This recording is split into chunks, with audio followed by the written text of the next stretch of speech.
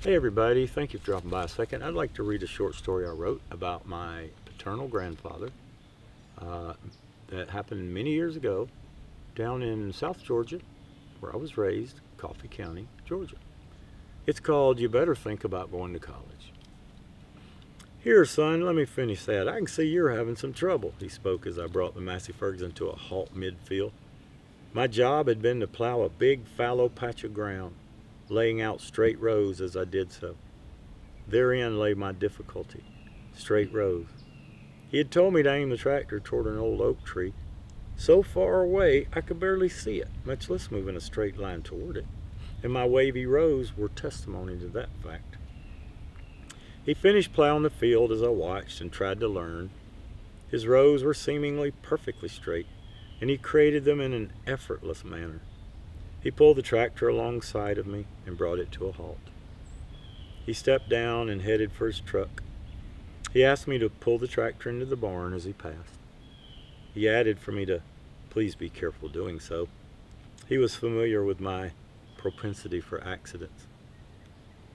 He was trying his best to teach me to farm ever since I had expressed a keen interest. I admired my grandfather greatly and wanted to emulate him in many ways. He had only gone through the third grade in school after having to quit to help on the family farm. The same farm he lived on today. I hated school and figured that I too may skip some of it, if only I could learn to farm like him. So far, it was not going well. He raised hogs and grew practically everything he needed to feed them. He grew around 25 acres of tobacco and built 2 fully automated chicken houses practically himself. I remember a nearby neighbor had the first automated chicken houses in our area, which greatly interested my grandfather. He thought it was something else he'd like to get involved in. He was very resourceful, selling timber on one farm to buy another nearby farm. He also dipped turpentine and sold that. Needless to say, he rarely sat still, and neither did those around him. Well, back to those chicken houses. It all started one morning as Granddad instructed me to grab a pencil and paper, then meet him at the truck after breakfast. We were going to look at the neighbors' chicken houses. Granddad talked with our neighbor for a while. He liked what he heard about the potential income concerning the chicken business. After a while, he and I walked over to the chicken houses and he began dictating to me. I'll need so and this and that. He told me how many posts, lights, boards of various sizes, cement, and how many sheets of tin we'd need for the roof. We said goodbye to our neighbor and headed to buy supplies. Granddad didn't waste time. The building process went well, and soon he was ready to have the automated parts installed. We worked in between chores over a period of about 3 months, and then we were ready for our first batch of laying hens. I think we had around 35,000 chickens, all leghorn pullets, ready to begin laying soon. He had done all of this practically on his own from visualization to fruition. Not bad for someone with a third grade education, I reflected. The chicken houses were time consuming and a lot of work went into them 7 days a week, 365 days a year. There were lots of jobs to be done. One of those jobs was keeping the chicken waste scraped from under the cages. Each house had 2 rows of cages, suspended about 4 feet above the ground with a narrow cement walkway separating the rows for access. There were 3 chickens per cage, and these cages went as far as the eye could see, giving the appearance of an endless ocean of white chickens. Granddad had converted a riding lawnmower to suit the purpose of removing the chicken waste. He removed the mowing deck and welded a scraper blade to each side of the mower. The mower traveled down the walkway as the blade scraped on the left and right simultaneously. You could only drag so much at a time before backing up and doing it again. So this was both time-consuming and monotonous at the same time. At the end of each chicken house lay a 6 feet deep cement pit where the manure was scraped into. He would then add water and spray it on the cornfield before planting. The day rolled around where it was my turn to scrape. As usual, I was messing around and trying to have some fun with the task at hand.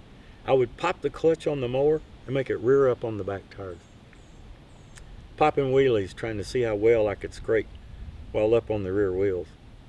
It didn't take long to find out. I got the front end a little too high, and it came down to rest on the chicken cages, bringing several crashing down. Granddad silently helped me fix them, and then turned to me and said matter-of-factly, "Save your excuses." Then just 2 days later, I had another mishap. As I neared the end of the chicken house with my load, my job was to drive the mower up onto two 2x8s, thus releasing my load into the pit below. Well, I ran off of those boards, and the mower fell and slowly sank into the manure pit. I clung to the boards for dear life as I helplessly watched the mower disappear into the murky depths below, like the Titanic. After reaching the bottom, the mower emitted one last bloop before the motor died. Granddad went and got the Ferguson and a boom. He backed the boom to the edge of the pit, stepped down from the tractor, and handed me a log chain. No words were spoken. We both knew what had to be done.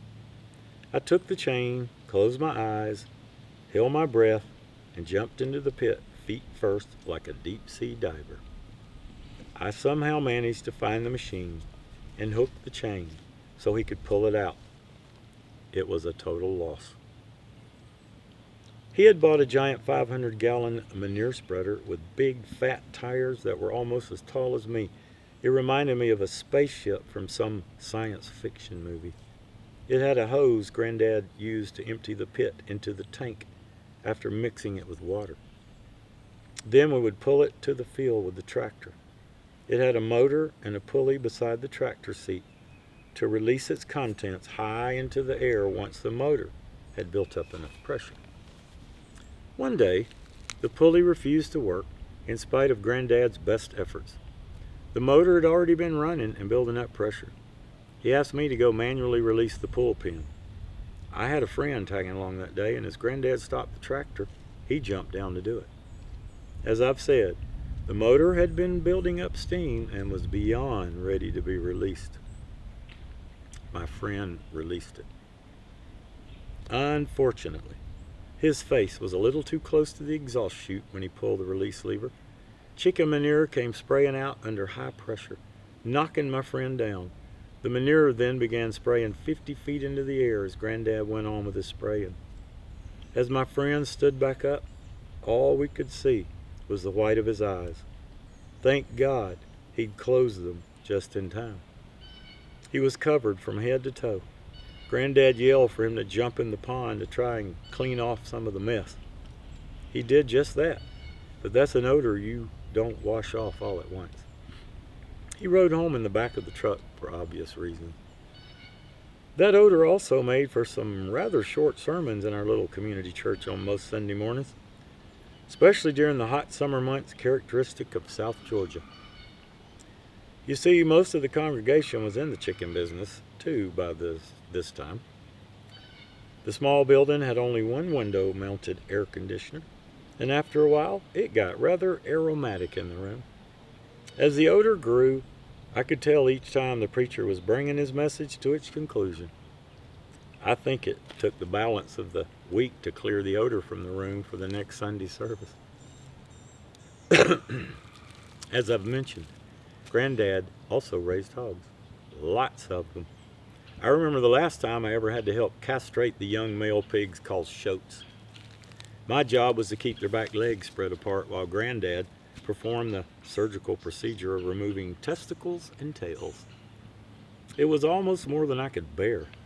Each pig seemed to scream and beg me not to let him do it. I had to look away each time. As we worked, he filled 5 or 6 5-gallon buckets with the byproducts for an old gentleman who considered them a delicacy, calling them mountain oysters. Yuck. As Granddad finished the castrating that day, he walked back to his truck. He grabbed an apple he'd brought and his knife. the same knife he'd just used. He merely wiped it off on his overalls and began slicing the apple. "You boys want some?" he offered. We all three loved apples, but we'd seen what he had just used that knife for. "No, thank you," we all replied in unison. As I've said, this entire event deeply disturbed me, so I came up with a plan. I would appeal to grandmother's sensitive nature. It worked, and I wasn't asked to participate in that chore again. As a matter of fact, it worked so well that I decided to try it again. One particular morning, Granddad was going to move irrigation pipes into the back of the field. This was done by hand and one by one. They would have to be connected all the way from the pond to the nearby field. It would take lots of them. Each pipe was 20 feet long, and each one burned your shoulder as you hefted it to the field. I asked grandmother if I could stay behind and help her instead that day. She relented, and I stayed with her. I figured her job had to be easier than his. Wrong. She was canning that day as well as picking in the garden. We picked for hours, then snapped and shelled beans and peas for a few more hours. Then she decided that the whole house needed mopping. I moved every piece of furniture in the house that day for her to mop under. Then she thought the window blinds all needed washing.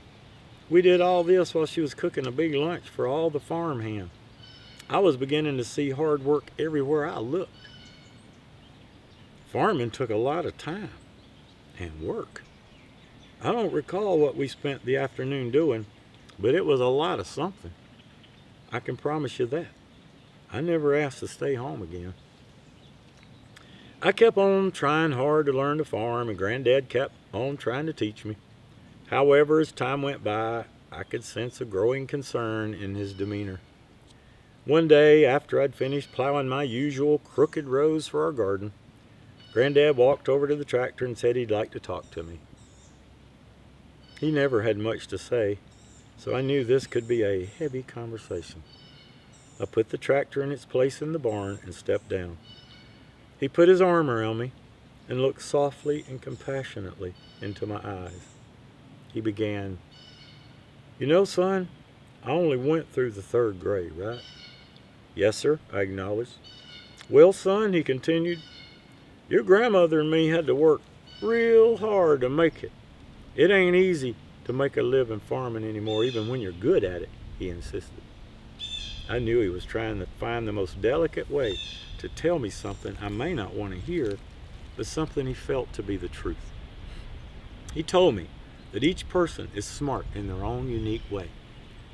He got a faraway look in his eyes for a moment, and then that man with the 3rd grade education turned to me and said, "Son, you know I've tried hard to learn you everything I know about farming.